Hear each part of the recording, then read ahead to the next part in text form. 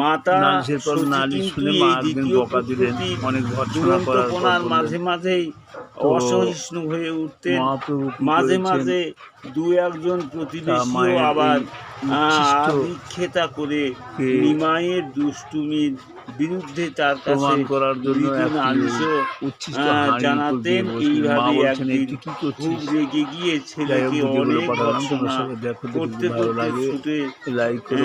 ছুটে ধরতে গেলেন শচী। ছেলেও কম চালাক নয়, সে সোজা গিয়ে দেখো, দেখে ভালো লাগে লাইক করো, কমেন্ট করো, শেয়ার আশ্রয় করো, নিল সাবস্ক্রাইব করো। আস্থা পুড়ে ফেলে দেওয়া এক উচ্ছিষ্ট হাঁড়ির উপরে। এমন অসুচি স্থানের স্পর্শে ছেলের অমঙ্গল হবার ভয়ে তিরস্কারের পরিবর্তে তাকেও অনুনয় করে সেখান থেকে নিয়ে গিয়ে গঙ্গা স্নান করিয়ে আনলেন শচী। মায়ের মুখে বারংবার আস্তাকুরের অপবিত্রতা সম্পর্কে শুনতে শুনতে একসময় বলে বসলেন নিমাই, মাগো, জগতে এক বিষ্ণু ছাড়া তো আর কিছুই নেই, সবই তো তিনি। তবে এই আস্তাকুরেও তো তার ওই আবাস, তবে এটা অপবিত্র হবে কেন?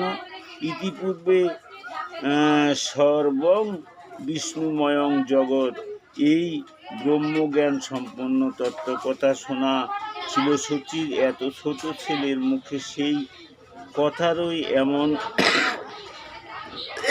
প্রাঞ্জল উক্তি শুনে বিস্ময়ে যেন ভেঙে পড়লেন শচী।